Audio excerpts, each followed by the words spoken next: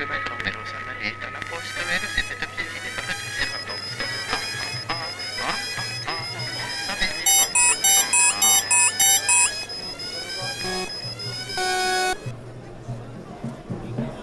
Ladies and gentlemen,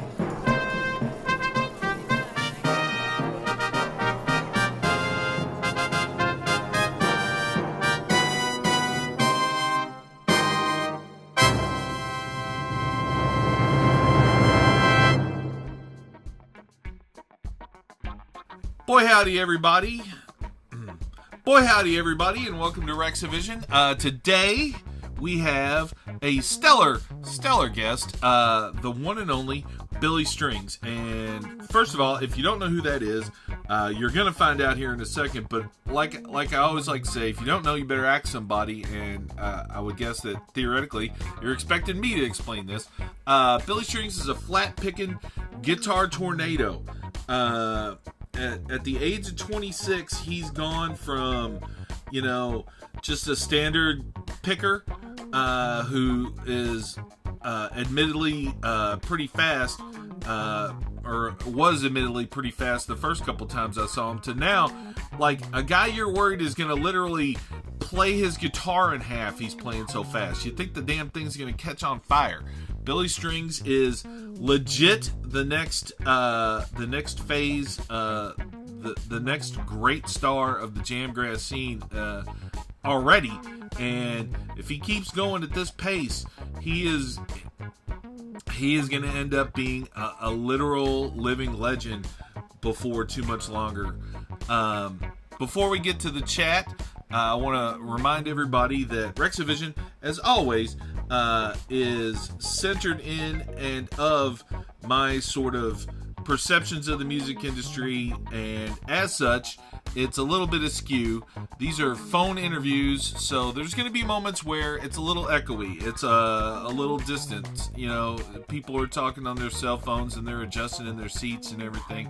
And I wish everything could sound perfect. I wish I could get every artist to pop into my studio here and record every single conversation, but I would rather have these chats and share this wonderful information and knowledge and these stories from these incredible players, from these incredible people in the music scene, than to wait around for everything, the stars to align, and it to be perfect. So, that disclaimer said, let's get into the chat I had with the amazingly talented and rocket to the top Billy Strings.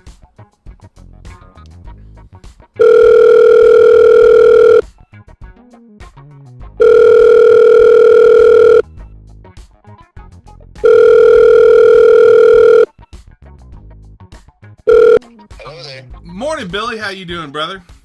I'm doing well. How about you, Rex? Not bad. I actually didn't sleep last night because we got a big festival that you're actually on the way to play, and the park, Swanee Park, is getting all excited.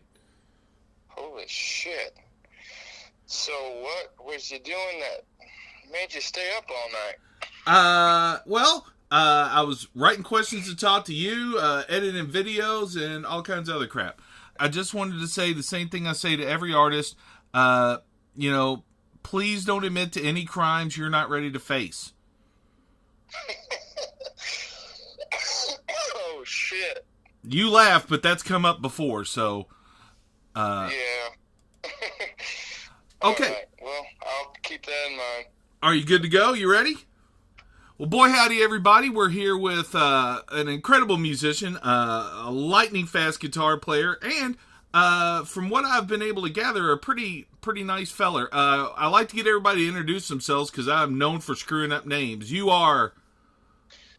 Well, I'm Billy Strings, and good to meet you, Rex. Good to meet you, sir.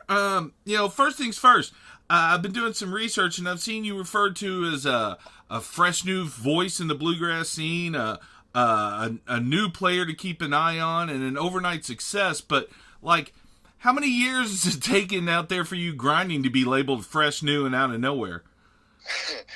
I'm talking 7 or 8 years, 7 years of playing 200 gigs a year. Good God! I think that's probably a lot. I don't know if I'd call it overnight, but Yeah, that's, I always feel bad for folks, for artists such as yourself when I see that, because, it's not like you picked up the guitar yesterday and you're like, hey, I'm pretty good at this. no, man, I've been playing for, over 20 years. I'm only 26, but I started playing when I started walking and swearing, stuff like that. You were swearing at age 6? Well, I mean, I was playing by the time I was 4. Oh, all right. Well, you said...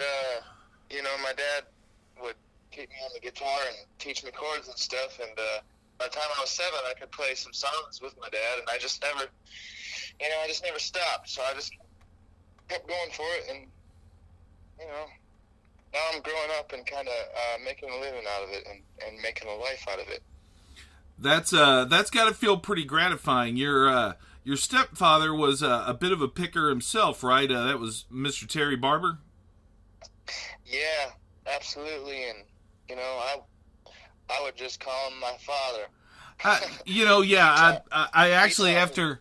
He taught me everything I know, including, about the guitar and stuff, which I'm just so eternally grateful always because, he taught me everything I know about this stuff, and this has turned out to be my life and what I love and what I do for a living. And so, he did a damn good job as a dad to, teach his son how to get along in life.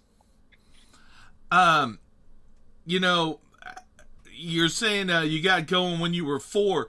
Like, what was he bringing you up on? Was it a strict bluegrass diet of the old school guys? Well, when I was young, 5 and 6 years old, I heard a lot of bluegrass. Just Doc Watson, Bill Monroe, Lester Flatt and Earl Scruggs, the Stanley Brothers, Carter and Ralph, and, Larry Sparks, Jimmy Martin, stuff like that. But when I was getting a little older, 7 and 8, 9, 10 years old, then he started introducing me to Jimi Hendrix, Black Sabbath, and Led Zeppelin and stuff like that, So that's where I get my mix from is, I grew up listening to Doc Watson and Bill Monroe, but then later on, I really got turned on to Jimi Hendrix, and I really like that energy as well. Yeah, there's definitely a strong cross-genre thing in your playing, when you started merging the psychedelic and the bluegrass, was he appreciative of that? Was he encouraging you there? My parents have always been encouraging of everything that I do, and they never pushed me in any certain direction. Before I settled on bluegrass, I grew up playing bluegrass as a child, but then I went and I kind of, got off track for a while.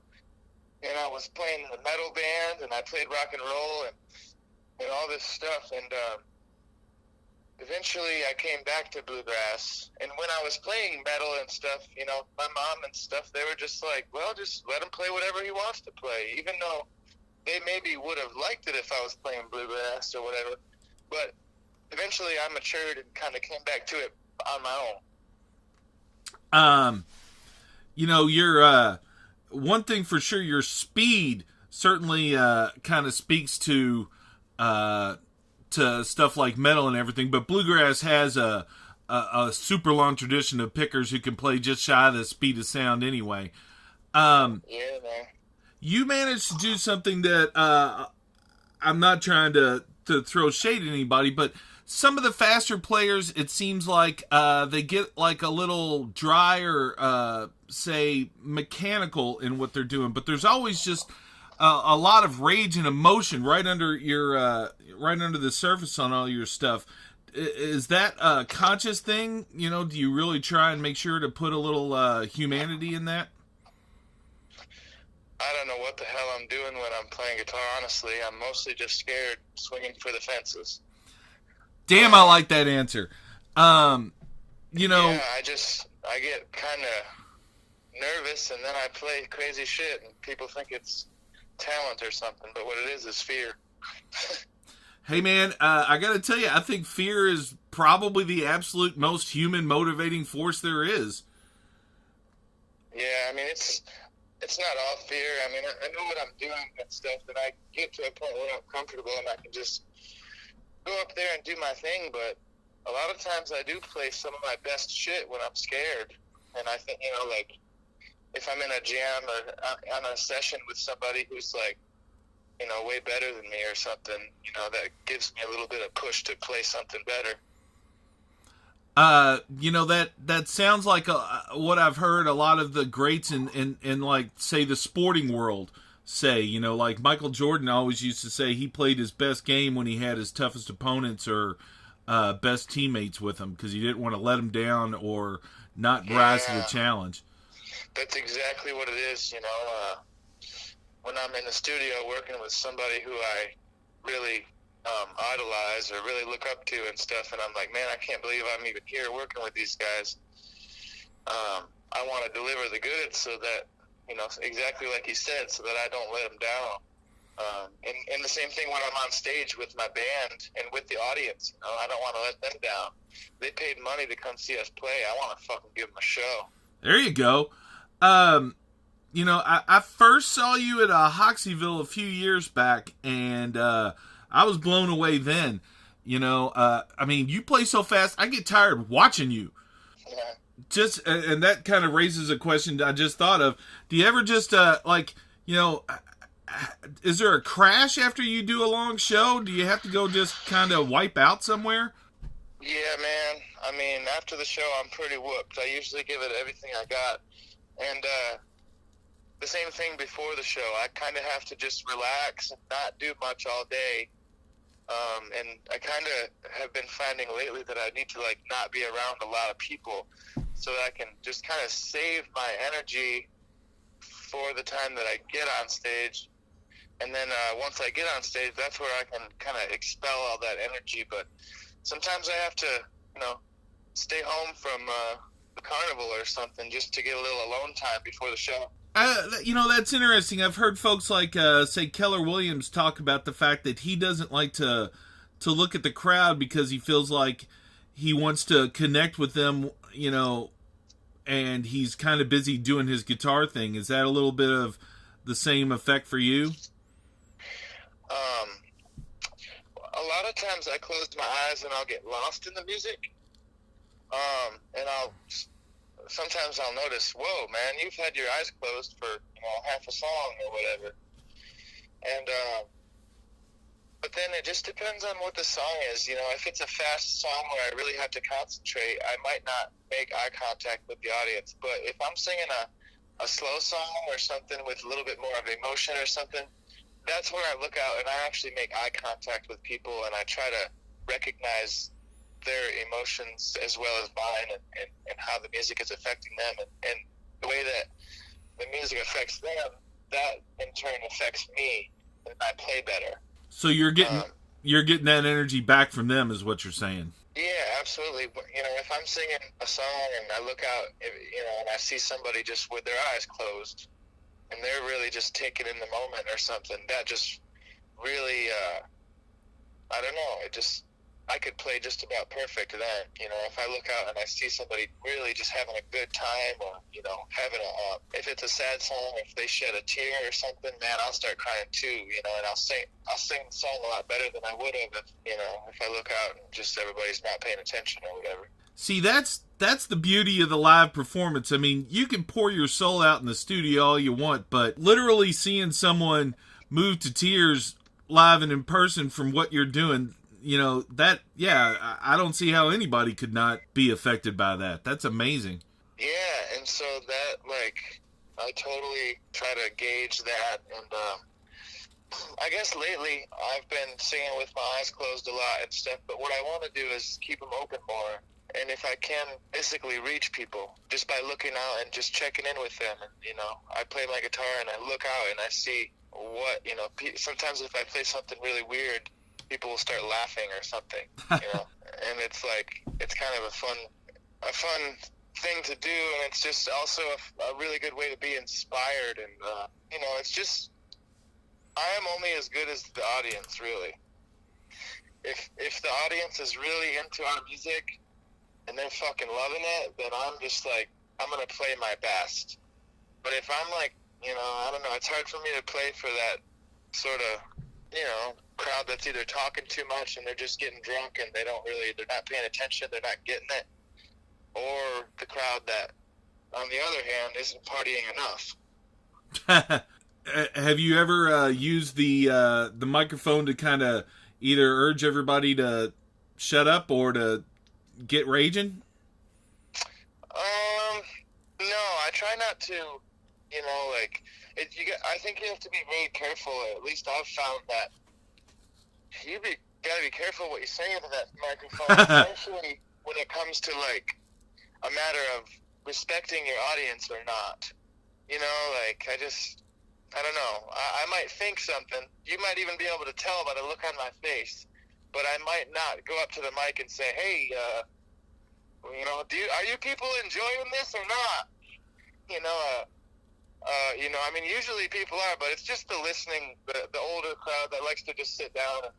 And, those shows kind of sometimes feel awkward for me. I guess I'm just used to people drinking and partying and carrying on. But, it's a double-edged sword. That comes to a point, too, where it's like, if people are getting too rowdy, then they're missing the message, It's just a fine line of, I think, when everything lines up right and everything works good, it's like you have this kind of recipe for a successful show when everybody's like in the right mood and the band's playing good and there's a good crowd but shows are all different, man. Just like people are all different. Different. Sometimes you have great days, sometimes you have shitty days that you can't stand and you just don't even know why the hell you're alive, But some days you have great days where you laugh and enjoy yourself and hang out with friends. It's just, that's how shows are too. I can't get it into a consistent thing, It's like, depends on the mood I'm in. It really just, it goes with the wind, It's like water. Wow, I gotta say, you have definitely got some wisdom going on in you there for a feller of your age. You reminded me of something. I know you're familiar with Green Sky Bluegrass. Anders Beck does quite a bit of what you do, what you were mentioning, keeping eye contact with the crowd.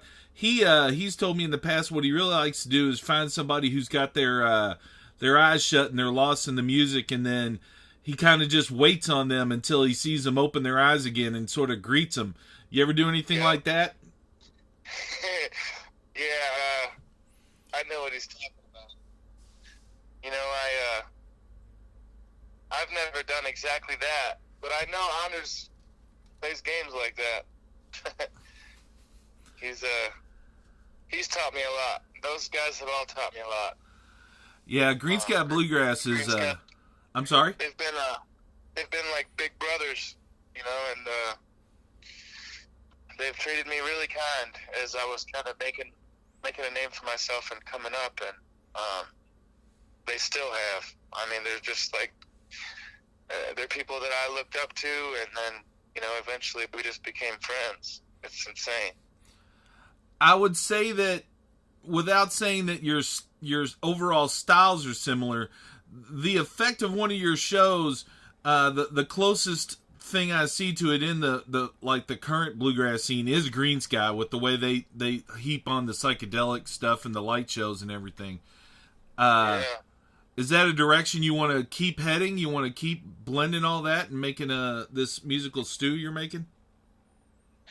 Yeah, for the most part, I'm just trying to hit the gas, but I'm not trying to hold the steering wheel. Ooh. I just want to go, and I want the music to be free and to be able to grow without any preconceived notions about what it might or might not be like, or who might like it or not like it. I just want to create music, and then later we can let people decide if it's bluegrass or not or whatever. But that's kind of the way I've been trying to approach it, is getting out of my own way. I certainly would never want to make something just for the intention of because I think somebody will like it or whatever. It's more personal to me than that. When I write a song, it's something. I mean, not all the time. There's little fictional songs too, but a lot of times it's about shit that I really care about. The one thing I prize in music of and art and any kind of creative endeavor above any other factor is, like, is it personal to the artist? Is it idiosyncratic? And I definitely get that feeling with your playing and stuff. It's you are certainly a distinct musical voice. Well,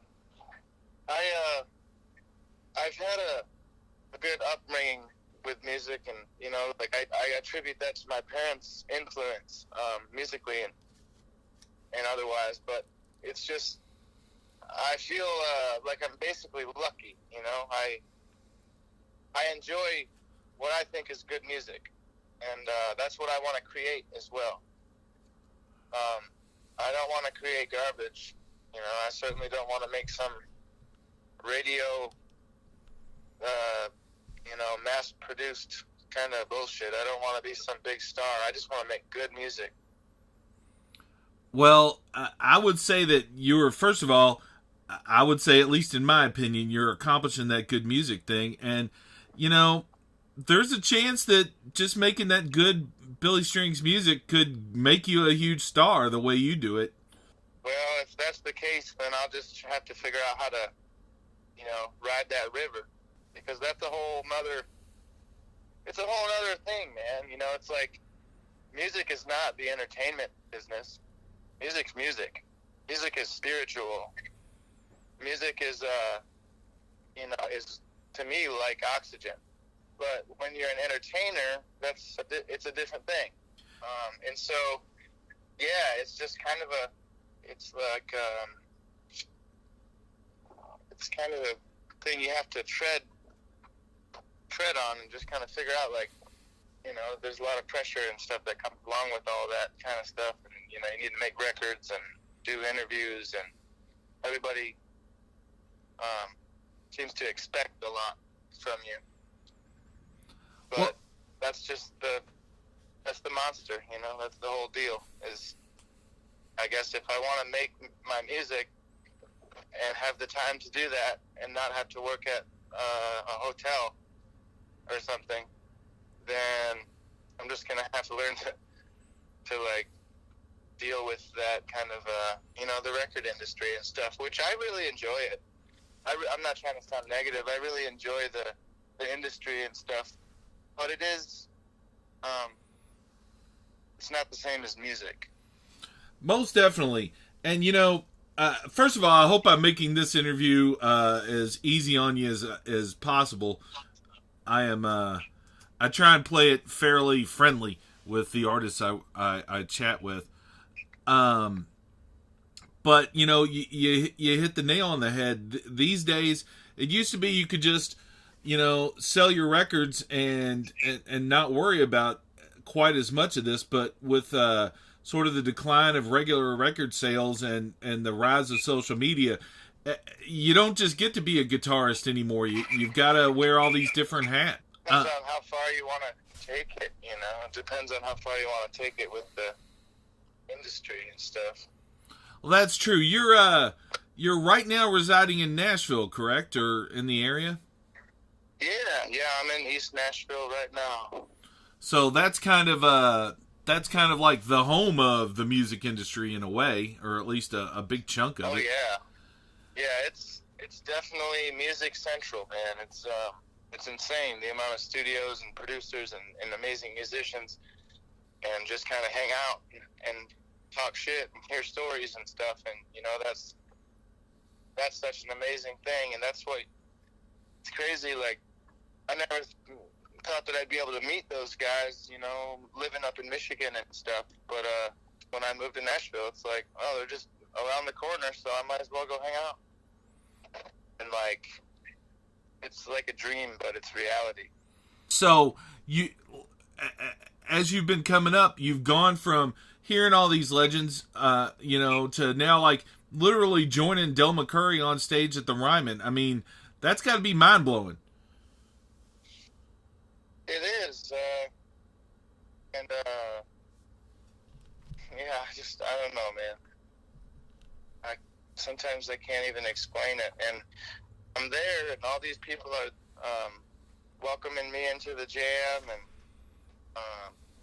making me feel like I'm really a part of the family. And it's just, to me, it's like, man, how am I even a part of this amazing community? You know, like, how did I get this lucky? And this is basically, you know, dream come true.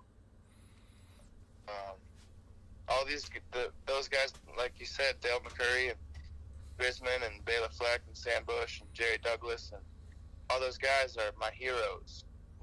People that I love dearly, and people that I look up to musically for a long time. And can you imagine having a hero, and then when you grow up and you get to meet that person, imagine like they're like really nice people and they just want to be your friend. You know, that's like, it's almost like a crazy reality that I have to deal with. It doesn't even seem real sometimes, and I'm not boasting or anything. I just like, I literally have to sometimes figure out how to cope with it. It's just like, it's just too cool, you know, and I'm just lucky as hell. And I'm grateful for all those guys and all the amazing music that they've made, which has done so many things for me. And I've had so many moments in my life where I, you know, listened to their records, and, you know, whatever I was dealing with, you know, just went away. And so to be able to make relationships and become friends with people like that whose music has changed your life in the past, it's a pretty incredible feeling. I hear tell from a lot of musicians that playing music is like talking in just a different language. And so basically what it sounds like to me is you get to communicate and talk with the voices you've been hearing since you were a little kid. That's got to be amazing. Yeah, it's got to be mind blowing. Well, also I get to hear stories about, you know, like from the dudes who were there at the recording sessions when these records were being made, and, you know, like, it's just insane.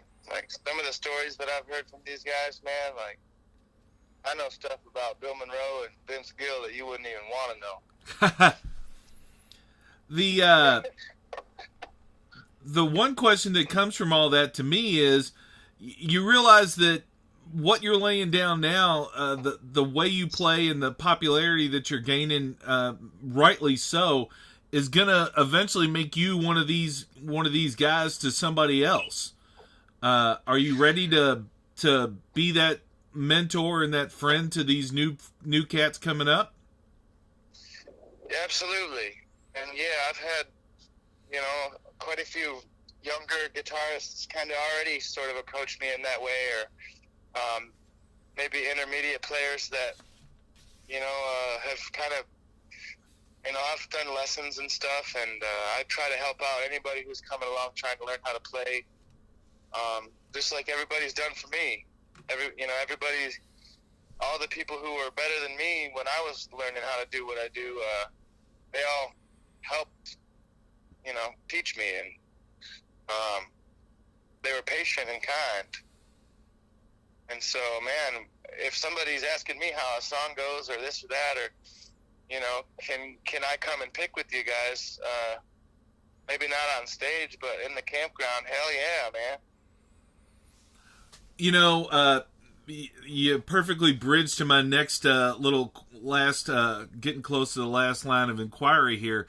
You're on your way to the Spirit of Swanee Park this weekend, and it was founded by bluegrass fans, and it is like a yeah, that's Vassar's stomping grounds. Oh yeah, I mean we name shit after Vassar down these parts, but yeah. The owners and the original founders, they're from Kentucky, so they got a lot of the bluegrass love just born into them. It's the bluegrass state.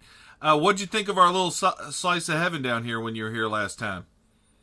Oh, I loved it. I just absolutely loved it.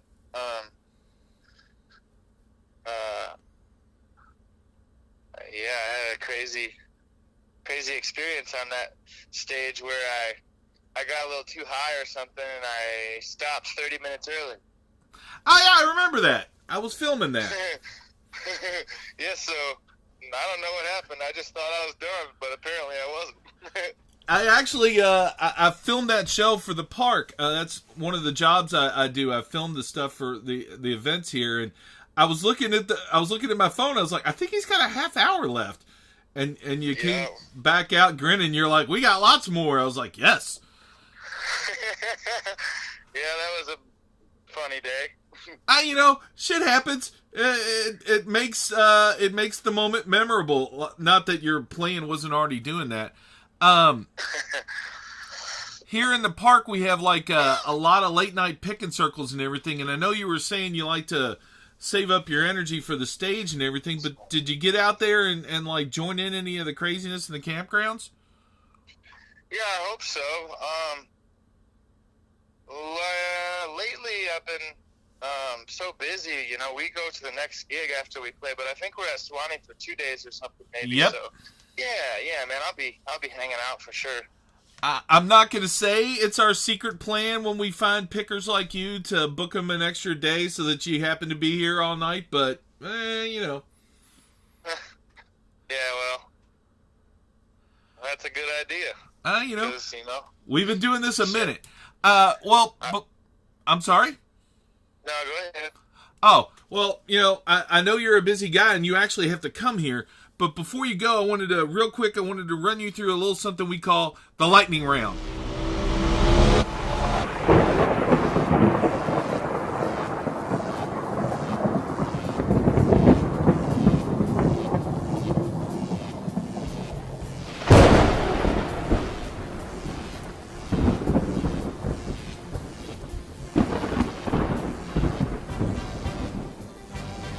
I got a couple of quick bluegrass questions, and then there's always one question that's not quite the same as the rest.